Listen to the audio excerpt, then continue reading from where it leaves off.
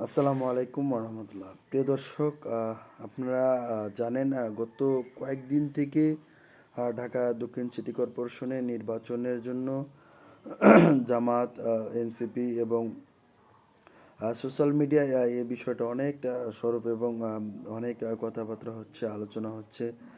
কিন্তু আমরা যদি সামগ্রিকভাবে আলোচনা করি, এনসিপির পক্ষ থেকে প্রার্থী ঘোষণা করেছে দলটির মুখপাত্র সাবেক উপদেষ্টা আসিফ মাহমুদকে, এবং বেশ কয়েকদিন আগেই আসলে তার নাম ঘোষণা করা হয় এনসিপির পক্ষ থেকে। এবং জামাতের পক্ষ থেকে কে প্রার্থী হবে এটা নিয়ে অনেকটা ধোঁয়াশা সৃষ্টি হয়।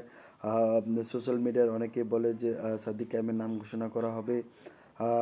কেউ কেউ বলে যে ঢাকা দক্ষিণ দিকে নুরুল ইসলাম বুলবুল নির্বাচন করবে। কেউ কেউ বলতেছে যে এনসিপিকে ছেড়ে দেবে।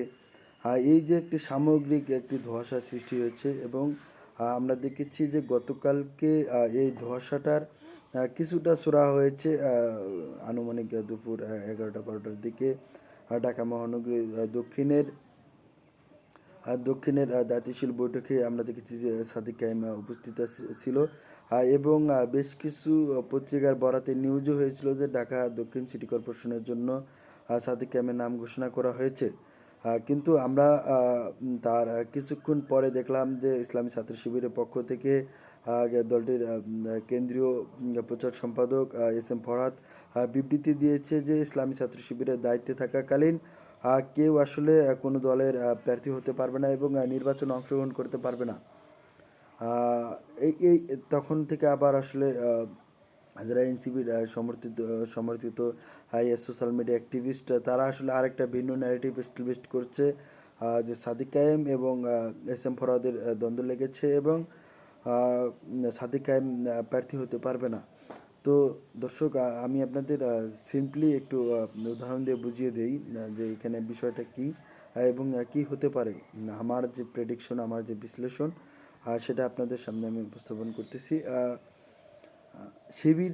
শিবিরের যে গঠনতন্ত্র, সেই গঠনতন্ত্র অনুযায়ী আসলে কেউ কোনো দলের হয়ে নির্বাচন করতে পারবে না, এবং তাদের গঠনতন্ত্র অনুযায়ী কোনো দায়িত্বে থাকা অবস্থায়, কোনো সম্পাদকের পদে থাকা অবস্থায় আসলে অন্য দলে লেজুর করতে পারবে না, এবং কোনো নির্বাচন বলেন এই সমস্ত কর্মকাণ্ডে আসলে মানে কর্মকাণ্ডে আসলে সে থাকতে পারবে না বা করতে পারবে না।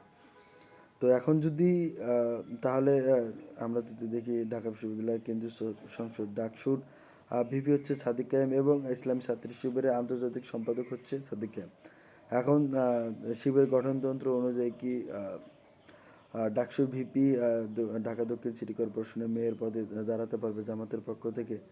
তাহলে তো শিবিরের গঠনতন্ত্রের সাথে পুরোপুরি কন্ট্রাক্টরি হলো, পুরোপুরি বিপরীত হলো। এই ক্ষেত্রে যেটা ঘটবে, যেহেতু এখন স্থানীয় নির্বাচন প্রায় 4-5 মাস দেরিতে এবং প্রার্থী ঘোষণা দেরিতে করলেও চলবে। সেক্ষেত্রে ইসলামী ছাত্র শিবিরের আমরা জানি যে দুটি সেট আপ সম্পন্ন হয়, একটা ষান্মাসিক এবং একটা বার্ষিক। এবং এই যে ষান্মাসিক সেট আপ জুনে হবে, এবং সেই জুনে ইসলামী ছাত্র শিবির থেকে সাদিক কায়েম ছুটি নিবে। ছুটি নিয়ে আসলে জামাতে যোগ দিয়ে ঢাকা দক্ষিণ সিটি কর্পোরেশনে নির্বাচন করবে। এটা খুবই একটা সিম্পল বিষয়। এই সিম্পল বিষয়টাকে জটিল করে কিছু ন্যারেটিভ আসলে ক্রিয়েট করে সোশ্যাল মিডিয়া ছড়িয়ে দিচ্ছে এনসিপির যে আসিফ কুরামের যে সংঘবদ্ধ অ্যাক্টিভিস্টরা। তারা আসলে এটা ছড়িয়ে দিচ্ছে সাদিক কায়েমকে ডিহিউম্যানাইজ করার জন্য, জামায়াতকে প্রভাবিত করার জন্য, এবং জামাত এবং শিবিরের মধ্যে একটি দ্বন্দ্ব এবং একটি ফাটল সৃষ্টি করার জন্য মূলত তারা এই পন্থা অবলম্বন করেছে। এটা স্পষ্ট বোকামি, হ্যাঁ আমি বলবো। কারণ জামাতের সাথে আদর্শগত মিল আছে ইসলামী ছাত্র শিবিরের। ইসলামী ছাত্র শিবিরের অনেক বিষয় আসলে জামাতের সাথে মিলে যায়, তাদের আদর্শিক দিক, তাদের কর্মকাণ্ডের দিক। সেই সেই জন্য আসলে জামাতের সাথে শিবিরের যে একটি অমিল, একটি সম্পর্ক বিচ্ছিন্ন, এরকম আসলে হওয়ার কোনো সম্ভাবনা নাই দর্শক। আপনারা হতাশ হবেন না, এবং আগামী ঢাকা দক্ষিণ সিটি কর্পোরেশনের জন্য ঢাকা বিশ্ববিদ্যালয় কেন্দ্রীয় ছাত্র সংসদের যে ভিপি সাদিক কায়েম ইলেকশন করবে, এটা 100% শিওর। এখন আসি যে অনেকে প্রশ্ন তুলতেছে যে আসলে সাদিক কায়েমের যোগ্যতা কি, আসিফের থেকে সাদিক কায়েম কতটা যোগ্যতা সম্পন্ন, কতটা ক্যাপাবল, তার কতটা ক্যাপাসিটি আছে। আসলে আমরা এই দিকটি একটু আলোচনা করি, তাহলে আপনারা স্পষ্ট বুঝতে পারবেন। আমরা দেখেছি যে জুলাই আগস্ট পরবর্তী সময়ে আসিফ মাহমুদ উপদেষ্টা হলেন, এবং আসিফ মাহমুদ উপদেষ্টা হওয়ার ফলে তিনি কি করলেন, তিনি প্রথম আলোর সাথে লিয়াজু করে তিনি জুলাই আন্দোলনে যে সাদিক কায়েমের ভূমিকা আছে এই ভূমিকাকে মাইনাস করার জন্য তিনি একটি বই রচনা করলেন, এবং এই বইয়ে সাদিক কায়েমকে মাইনাস করে দিলেন। আমরা দেখেছি যে তার যে বইয়ের মধ্যে যে ছয়জন সমন্বয়কের পাশে যে সাদিক কায়েম ছিল, ঠিক সাদিক কায়েমের ছবিটা ক্রপ করে সেখানে আসলে বাকি ছয়জনের ছবি সেখানে তার বইয়ের মধ্যে স্পষ্ট ফুটে উঠেছে, এবং পুরো তার বইয়ের পুরো গল্পে পুরো প্রেক্ষাপট আসলে সাদিক কায়েম অনুপস্থিত। আমরা দেখেছিলাম যে নাহিদ ইসলামও আসলে জুলাই আন্দোলনে অন্যতম ইমাম যাকে আখ্যায়িত করা হয়, সেই সাদিক কায়েমকে মাইনাস করার একটা প্রয়াতনা করেছে। আমরা নাহিদ ইসলামের বিষয়ে যাব না, আমরা আসিফ মাহমুদের বিষয়ে আলোচনা করতে চাই। তো আসিফ মাহমুদ কী করলো, তার বইয়ের মাধ্যমে প্রথম আলোর সাথে লেয়াজু করে সাদিক কায়েমকে মাইনাস করে দিল। এরপরে কি করলো, এরপরে রাফে সালমান রিফাত এবং গুম কমিশনের নাবিলা ইদ্রিসকে নিষেধাজ্ঞা দিয়ে তাদেরকে মাইনাস করে দেওয়া হলো। এটা কিসের জন্য করা হলো, এটা কার ইন্ধনে করা হলো সেটা আমরা জানি। এটা গেল 2 নাম্বার ফিরিস্তি আসিফ মাহমুদের।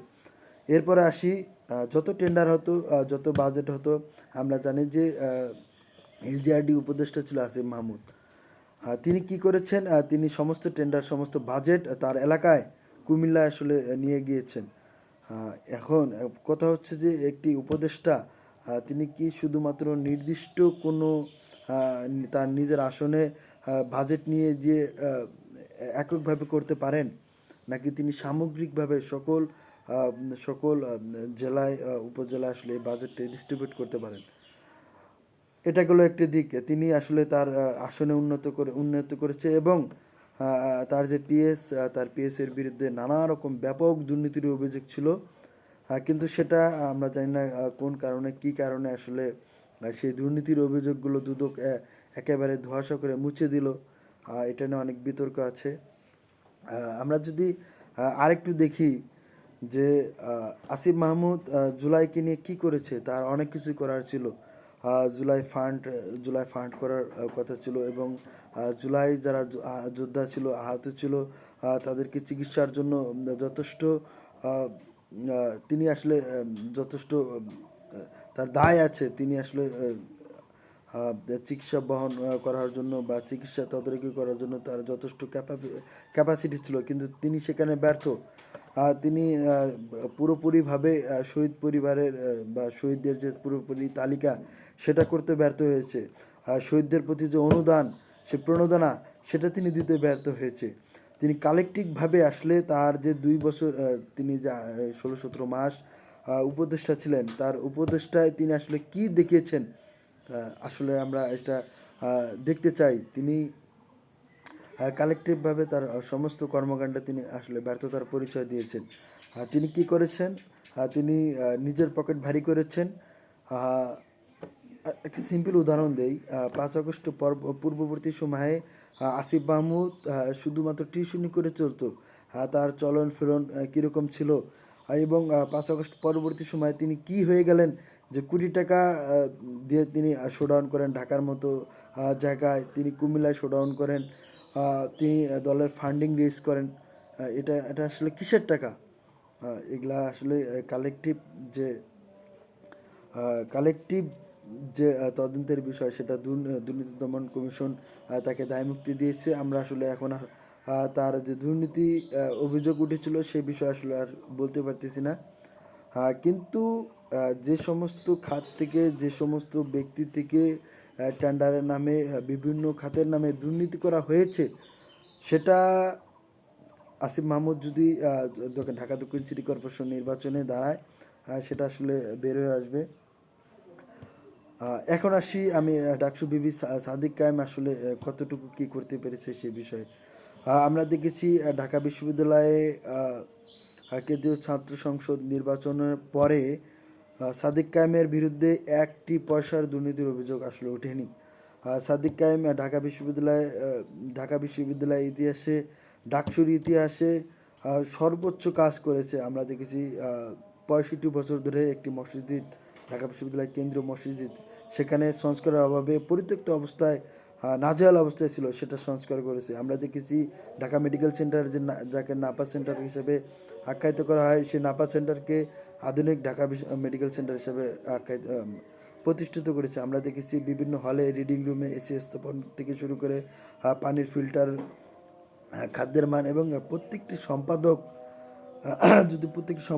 যদি ধরে ধরে বলি, ক্রীড়া সম্পাদক, ক্যাফেটেরিয়া সম্পাদক, তারপর হচ্ছে কেরিয়ার ডেভেলপমেন্ট সম্পাদক, এই প্রত্যেকটি সম্পাদক তাদের নিজ নিজ জায়গা থেকে সর্বোচ্চ কাজ করেছে এবং ঢাকা বিশ্ববিদ্যালয়ের ছাত্রছাত্রীরা আসলে এর প্রমাণ। তারা বিভিন্নভাবে বলেছে যে ঢাকা বিশ্ববিদ্যালয়ের ইতিহাসে সর্বোচ্চ কাজ হয়েছে এবং সাদিক কায়েমের বিরুদ্ধে 2 পয়সার দুর্নীতি ওঠেনি এবং তার বিপরীতে আসিফ মাহমুদের বিরুদ্ধে লক্ষ লক্ষ কোটি টাকার দুর্নীতির অভিযোগ উঠেছে। সাদিক কায়েম তার যে ক্রেজ, তার যে মোমেন্ট 5 আগস্ট পরবর্তী সময় থেকে এখন পর্যন্ত ধরে রেখেছে, তার যে জনপ্রিয়তা, তার যে গ্রহণযোগ্যতা, সেটা ধরে রেখেছে।